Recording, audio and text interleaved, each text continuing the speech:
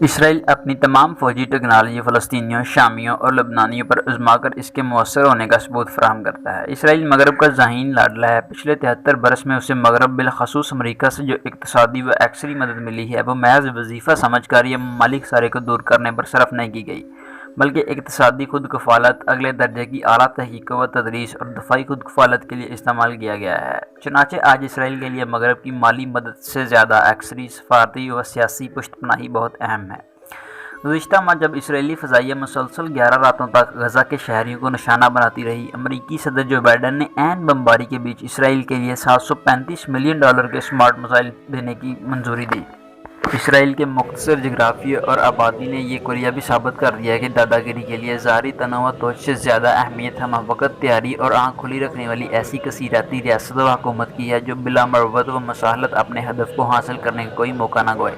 ہر اسرائیلی شہری کے لیے 3 برس کی فوجی خدمات انجام دینا لازمی ہے، صرف مذہبی طبقے کو استثناء حاصل ہے۔ اگر دفاعی بجٹ کو دیکھا جائے تو گزشتہ برس اسرائیل کا فوجی بجٹ $22 ارب تھا، یعنی کہ فی کس $2,500۔ یہ اوسط دنیا کی سب سے بڑی دفاعی ریاست امریکہ کی فی کس اوسط سے بھی $300 زیادہ ہے۔ 2014 میں امریکی کانگریس نے اسرائیل امریکہ اسٹریٹجک شراکت داری ایکٹ کی منظوری دی۔ اس کے تحت مشرق وسطیٰ کے حریف ممالک پر اسرائیل کی فوجی سبقت لازماً برقرار رکھی جائے گی۔ چنانچہ جب یہ سعودی عرب، امارات اور مصر سمیت کسی عرب اتحادی سے امریکہ اسلحے کا سودا کرتا ہے تو اس کی منظوری اسرائیل کی اسٹریٹجک رضامندی سے مشروط ہوتی ہے۔ اسرائیل کو امریکہ 1951 سے بھاری اقتصادی مدد بھی فراہم کرتا رہا ہے، البتہ 2007 میں اسرائیل کی اقتصادی ترقی کا یہ عالم تھا کہ اس کو امداد کی ضرورت نہ رہی۔ 2016 میں براک اوباما نے ایک 10 سالہ منصوبے پر دستخط کیے جس کے تحت اسرائیل کو 2036 تک $38 ارب مالیت کی فوجی امداد فراہم کی جائے گی، یعنی کہ $3.8 ارب سالانہ۔ دیگر ممالک کے لیے تو امریکہ کی امداد انسانی حقوق یا دہشت گردی کی پشت پناہی نہ کرنے یا جوہری عدم پھیلاؤ وغیرہ وغیرہ سے مشروط ہوتی ہے، مگر اسرائیل پر ایسی کوئی قدغن نہیں۔ اسرائیل کو فوجی امداد کی فراہمی فلسطین اور علاقائی ممالک کے بارے میں اس کی عسکری و انتظامی و انسانی پالیسیوں سے بالکل الگ ہے۔ اگرچہ 2008 سے اب تک اسرائیل غزہ پر 4 بار فوج کشی کر کے 3,500 سے زائد فلسطینیوں کو شہید کر چکا ہے، مگر ہر مہم جوئی کے بعد اسرائیل کے لیے امریکی فوجی امداد کم ہونے کی بجائے بڑھتی گئی۔ امریکہ کے برعکس یورپی یونین فلسطین کے خلاف اسرائیلی مظالم کی وقتاً فوقتاً طویل الفاظ میں مذمت تو کرتی ہے، مگر 1967 کے بعد ایسا آج تک نہیں ہوا کہ کسی مغربی ملک نے علامی طور پر ہی صحیح اسرائیل کی فوجی امداد معطل کی ہو۔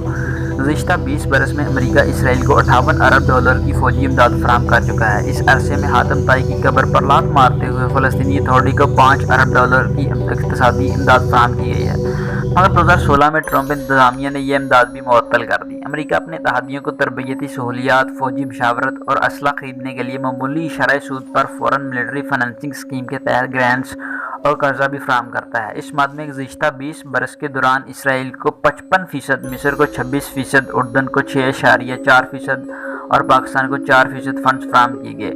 فورن ملٹری فائننسنگ سے فائدہ اٹھانے والے ممالک پر یہ لازم ہوتا ہے کہ یہ پیسہ امریکی اسلحے، تربیت اور مشاورت پر ہی خرچ ہوگا۔ البتہ اسرائیل کو 2028 تک یہ سہولت حاصل ہے کہ وہ اس امریکی پیسے سے اپنی مقامی کمپنیوں سے اسلحہ بھی اور خدمات خرید سکتا ہے۔ اس کے علاوہ امریکہ نے اسرائیل میں اپنے ہنگامی استعمال کے لیے $3.5 ارب مالیت کا اسلحہ اور فوجی آلات بھی ذخیرہ کر رکھے ہیں۔ البتہ اسرائیل کو اجازت ہے کہ وہ اس ایمرجنسی کی صورت میں اس ذخیرے تک بھی رسائی حاصل کر سکتا ہے۔ اگرچہ اسرائیل کی 83% ہتھیار امریکی ساختہ ہیں، مگر خود اسرائیل بھی دنیا میں ہتھیار فروخت کرنے والے ممالک کی فہرست میں 12ویں نمبر پر ہے۔ اسرائیل 90 کی دہائی میں اس قابل ہو گیا تھا کہ بیرونی ہتھیار پر 100% تکیہ کرنے کی بجائے اپنی دفاعی صنعت کو بین الاقوامی معیار تک لا سکے۔ پچھلے 2 اشروں میں اسرائیل امریکہ سمیت 43 ممالک کو ہتھیار و جنگی آلات بیچ چکا ہے۔ گزشتہ 20 برس میں اس نے 16 ممالک کو $350 ملین کے ڈرونز، میزائلز، لیزر گائیڈ بم، ریڈار ٹیکنالوجی اور جاسوسی آلات فروخت کیے۔ اسرائیلی اسلحے اور ٹیکنالوجی کی عالمی مانگ میں ہر سال اسی لیے بھی اضافہ ہوتا جا رہا ہے کیونکہ دیگر اسلحہ ساز ممالک کے برعکس اسرائیل اپنی تمام فوجی ٹیکنالوجی فلسطینیوں، شامیوں اور لبنانیوں پر آزما کر اس کے مؤثر ہونے کے ثبوت فراہم کرتا ہے۔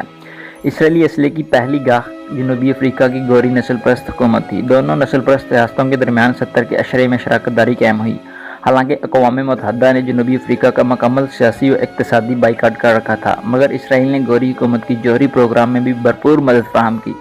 اگر صرف سال گزشتہ کی بات کی جائے تو اسرائیل کی 43% اسلحے کا خریدار بھارت، 16% کا آذربائیجان، 10% کا ویتنام اور 4% کا خریدار خود امریکہ تھا۔